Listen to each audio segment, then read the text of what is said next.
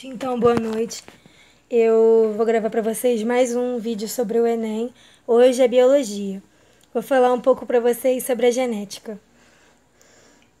Então, desde os tempos remotos, o ser humano possui essa genética. E o que é? É transmitida de pai para filho. Então, um cachorro vai sempre se cruzar com uma cadela e vai ter uma característica dessa genética que vai nascer um filhotinho de cão.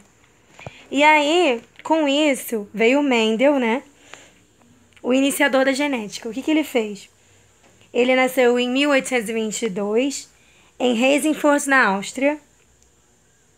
Foi um filho dos fazendeiros lá. E em 1843, ele ingressou como noviço de mosteiro agostiniano da cidade de Brum, hoje chamada de Brno, na atual República Tcheca. E aí ele tentou fazer alguns experimentos. O primeiro dele foi feito com a ervilha e demorou bastante tempo para ser reconhecido. E aí depois ele tentou com as plantas, porque ele gostava muito de ciência. E aí ele foi fazer com as plantas. E com as plantas deu certo. Tá, mãe? Sim. Aí só deu certo em 1865, mas foi reconhecido em 1866. E aí foi as leis de Mendel foram redescobertas em 1900 por 3 pesquisadores. E ele morreu em 1884. E hoje ele é visto como um dos mais inteligentes da ciência. Aí ele fez isso com as plantas, que aí as púrpuras seriam as brancas. Isso. As púrpuras seriam as brancas. Aí, na citologia. A citologia é a fronteira das células.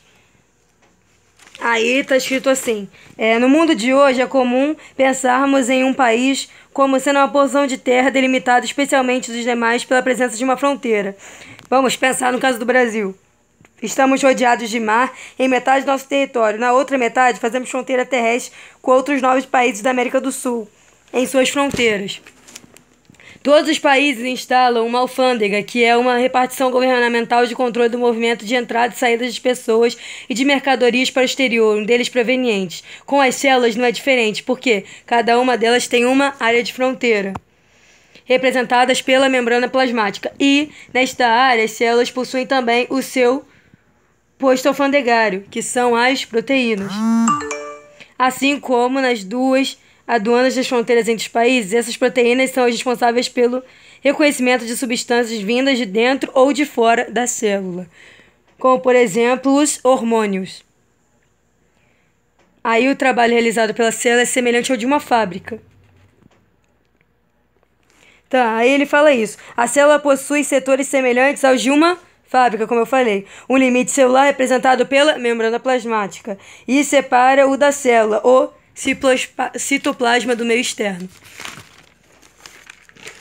E por último, a gente vai ver a ecologia, que também vai cair no Enem, são essas 3 matérias.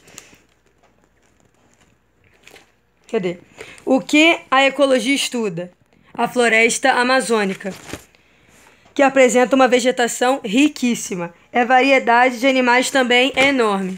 Aí fala que calcula-se que uma única árvore da floresta amazônica pode se encontrar mais de 1000 espécies diferentes de insetos. De fato, se reunirmos todas as florestas tropicais do planeta, veremos que nelas se encontra mais da metade das espécies vivas. Podemos dizer então que a floresta amazônica possui uma grande biodiversidade. Aí tem aqui algumas perguntas, né, que eles se questionam na ecologia. O que pode acontecer se uma floresta for destruída? É possível explorar uma floresta sem provocar a sua destruição? Como o ser humano interfere na vida dos outros organismos? O que provoca o aumento da temperatura da Terra? E o que pode acontecer se a temperatura da Terra aumentar muito? Aí eu botei um exemplo que considere o búrgio, um dos maiores macacos neotropicais que vivem da Bahia até o Rio Grande do Sul. Vivem em bandos de 3 a 12 indivíduos, de ambos os sexos e variedades de idade, chefiados por um macho adulto. Sua dieta é predominantemente de folhas, folívora ou outros alimentos que comem flores, brotos, frutos e caules tropicais das tropradeiras. Parou de gravar? Não, mãe, eu tô continuando gravando, cara. É pro Enem, cara. Interessante isso aqui, eu vou botar no meu YouTube. Para de falar merda. Ó, a ecologia estuda as relações que um bando de búzios tem com os outros seres da floresta. Aí eu botei a influência do clima sobre todos os organismos da floresta, a influência das florestas neotropicais sobre o clima, a influência das florestas neotropicais sobre o clima e a influência da ação do ser humano sobre o clima de todo o planeta. Concluindo, a ecologia é um campo de estudo muito amplo e todas as informações nos ajudam a melhorar o ambiente em que vivemos, diminuindo a poluição, conservando os recursos naturais e protegendo nossa saúde das gerações futuras. Então, gente, é isso. Esse é mais um estudo pro Enem. Boa noite. Desculpa o incômodo, é que minha mãe veio aqui me irritar, sabe? Não sabia que eu tava gravando. Mas boa noite, espero que tenham gostado, porque todo dia que eu for estudar eu vou gravar pra vocês poderem estudar pro Enem. Tá? Um beijo.